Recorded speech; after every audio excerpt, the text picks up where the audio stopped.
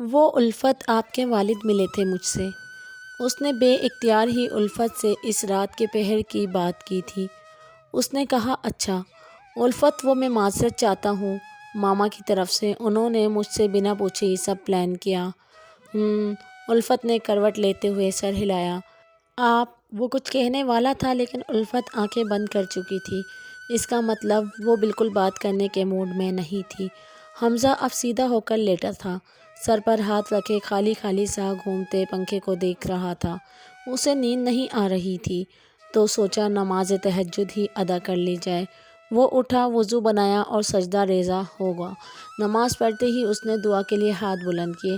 یا اللہ، میں تیرا گناہ گار بندہ ہوں۔ یا اللہ، میں نے تیرے حکم کے مطابق نکاح جیسی شریعت کو قبول کیا۔ میں اس میں تیری اطاعت اور مہربانی چاہتا ہوں۔ مجھے ہمت دینا تاکہ میں تا عمر اس کو نبھا سکوں اور پوری ذمہ داریوں کے ساتھ اس کو ایک نیک عمل میں اتر سکوں۔ یا اللہ، آپ کو آپ کے رسول کا واسطہ مجھے سیدھا راستہ دکھانا۔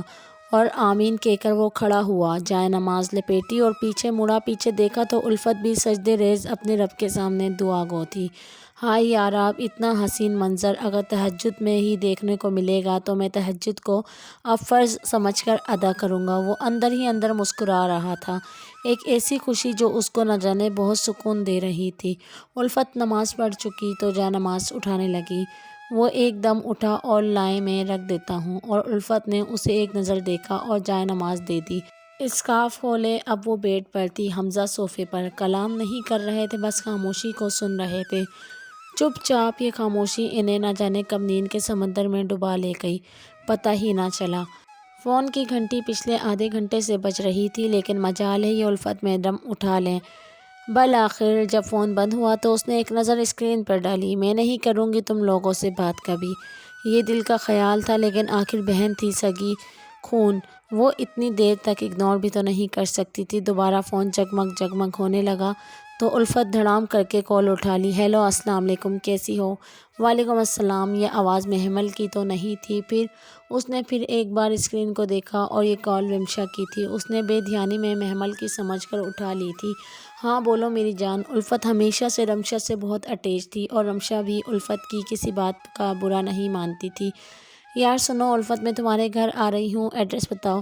نہیں نہیں رمشا، یہاں نہ آؤ یار، یہاں میری ساس ہیں اور تمہیں تو پتہ ہی ہے تم سے کتنی ساری باتیں کرنی ہیں مجھے، تو تم آ جاؤ یہاں۔ رمشا نے فوراً مسئلے کا حل نکال لیا۔ ہاں یہ ٹھیک ہے، میں آتی ہوں آدھے گھنٹے کے بعد۔ Okay okay. اور بتاؤ الفت کیسی ہو؟ میں تو ٹھیک ہوں، بس یار یہ چھوڑو رسمن باتیں اور سناؤ تمہاری پڑھائی کیسی جا رہی ہے؟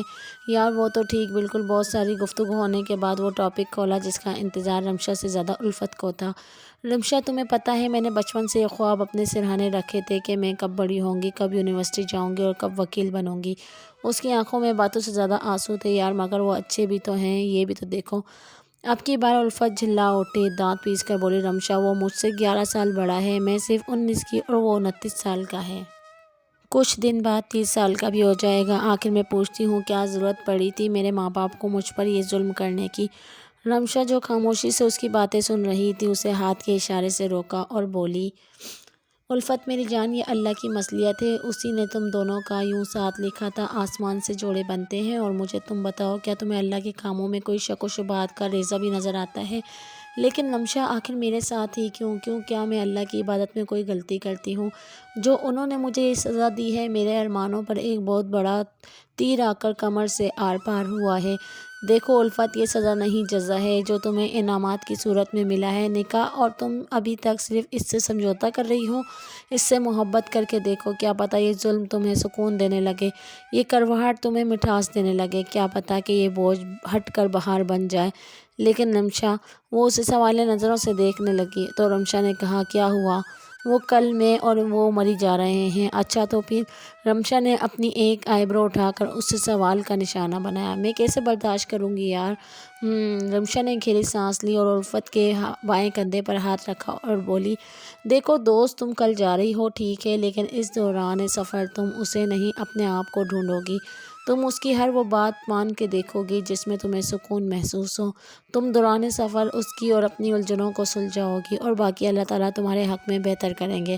اب تم اپنے اندر سے کرواہٹ دور کرو اور چھوڑ دو یہ عمر کی زد بحث۔ ٹھیک ہے، اس نے بس سر کو جمشن دی لیکن وہ دل سے نہیں بولی تھی۔ رمشا کی باتیں اثردار تھیں، لیکن یہ بات الفت کو کون سمجھائے۔ یہاں حنین حمزہ سے ملنے آیا تھا، اس کے آفس۔ سلام صاحب، وہ آپ کے دوست حنین صاحب آئے ہیں، بھیج دو۔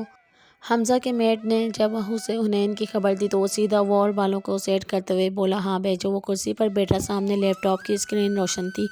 وہ لگ بھگ اپنے کام میں مصروف، صرف حنین کی وجہ سے ہوا تھا۔ ارے بڑے صاحب، کیا حال احوال ہیں آپ کے؟ حنین شرارتی نظروں سے دیکھ رہا تھا، اور یہاں یاور حمزہ بھی اکثر پگھل جاتا۔ حنین تھا ہی اتنا ملنسار، بالکل اپنے دوست کی طرح۔ آؤ بیٹھو۔ حمزہ نے ٹیبل کے سامنے والی کرسی پر اشارہ کیا۔ اور حنین بیٹھ گیا۔ سنا ہے کچھ لوگ ہنی مون پر جا رہے ہیں؟ اف ماما بینا، حمزہ منہ ہی منہ میں بڑبڑایا۔ ہاں، اس نے پھیکی مسکان دی۔ ہاں تو مان گئی بھابھی جی۔ نہیں یار، لیکن تو جانتا ہے یار، میں اپنی پوری کوشش کر رہا ہوں، اگر ایسا ہی چلتا رہا تو میں… حمزہ کہتے کہتے رکا۔ تو کیا؟ حنین نے بات کو دہرایا۔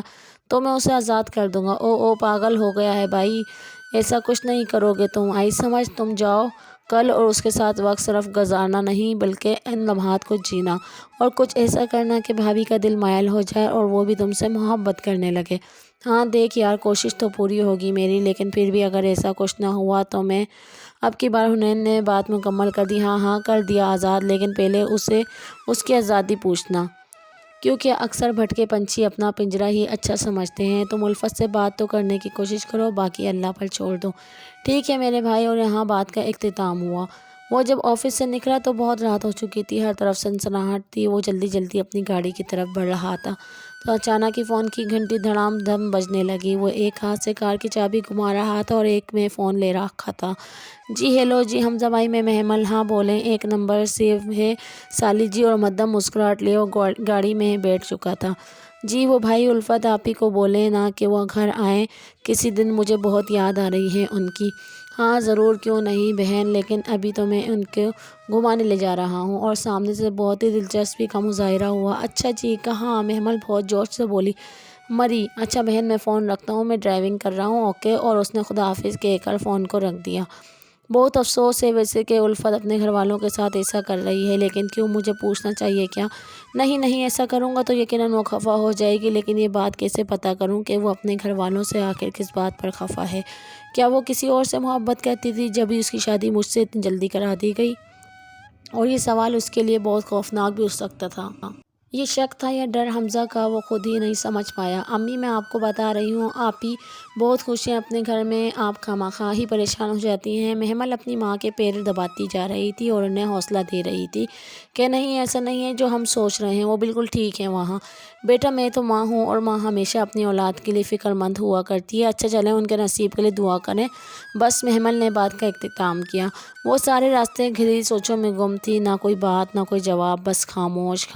اور یاور حمزہ اسے اب مکمل اس کے حال پر چھوڑ کر کانوں میں ہیڈ فون لگائے موسیقی سن رہا تھا۔ الفت اپنے دونوں ہاتھوں کے گرد دائرہ بنا کر اور اس میں اپنا منہ چھپا کر بیٹھی تھی، دونوں سے دنیا سے بالکل لا تعلق۔ سفر میں بہت حسین منظرنامے پیش آئے تھے۔ حمزہ کی نظر پڑتی تو وہ سرگوشی کرتا، یہ کیلے کا کھیت ہے، یہ فلاں ندی ہے، یہ وہ جگہ ہے، یہ وہ جگہ ہے۔ الفت کبھی اس کی سن لیتی کبھی نہ سنتی، لیکن حمزہ کو اس بات پر بھروسہ تھا کہ الفت کی ناراضگی عارضی ہے، وہ انشاءاللہ مجھے دل سے قبول کر ہی لے گی۔ ذرا سی دیر ٹرین رکی تو وہ اٹھا اور کھانے پینے کا کچھ سامان لینے اسٹیشن پر اتر گیا، اور الفت یوں ہی لا تعلق سی کھڑکی کے باہر دیکھے جا رہی تھی کہ اچانک ذہن میں رمشا کی بات آئی تھی۔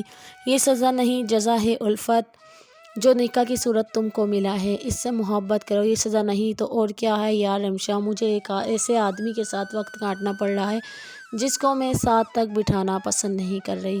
اور انہی سوچوں میں گم تھی کہ ایک بوگی سے سفید لباس اوڑھے بڑھیا سی خاتون اس کے سامنے والی سیٹ پر آ بیٹھی۔ بیٹا، آواز میں لڑکھڑاہٹ تھی۔ الفت نگاہیں معرفت سے اٹھائیں اور اسے ذرا سا دیکھا، وہ اسے بالکل پسند نہیں آئی تھی۔ بیٹا وہ میرا سامان ہے، ذرا یہاں رکھ لو۔ الفت نے اپنا سوٹ کیس ہٹایا اور انہیں رکھنے کی اجازت بھی دی۔ اور سناؤ کہاں سے ہو؟ بڑھیا خاتون اس سے بلا وجہ ہی مخاطب ہو رہی تھی۔ الفت پھر ایک بار نظر اٹھائی اور جھٹک سر گھما دیا۔ وہ اب ٹرین کی کھڑکی سے دوبارہ نظارے کرنے لگیں۔ میں تو لاہور سے ہوں، میرا بیٹا دبئی میں ہوتا ہے، اس کی بیوی میرے پاس ہی ہے، وہ نہیں جاتی دبئی، کہتی ہے میں اپنی ساس کی خدمت کروں گی تو مجھے جنت میں ایک خوبصورت سا مکان ملے گا جس میں ہر طرف سونے کے باغ ہوں گے۔ الفت قطعاً ان کی باتوں سے بیزار ہوئی تو ایک پھیکی سی مسکان دی اور اب وہ بے صبری سے یاور حمزہ کا انتظار کرنے لگی۔ کبھی یہاں دیکھتی تو کبھی وہاں۔ اف، یہ آدمی کہاں چلا گیا؟ اسے ایک دم غصہ آیا تو دھیرے سے سرگوشی کی، لیجیے آ گیا میں۔ شاید حمزہ دل کی آواز بھی سن لیتا تھا، اور الفت نے پہلے تو گھبرا کر اسے پیچھے منہ کر کے دیکھا اور لمحہ بھر کو سر جھٹکا۔ اس نے آواز کیسے سنی؟ جو تاثرات ابھی کچھ لمحہ پہلے اس کے بڑھیا کو دیکھ کے تھے وہ اب حمزہ کے آنے سے کافی کم ہو گئے تھے۔ وہ حمزہ سے بالکل بھی بات کرنا پسند نہیں کر رہی تھی، لیکن اس وقت اسے حمزہ کا ساتھ سکون کا لگا تھا۔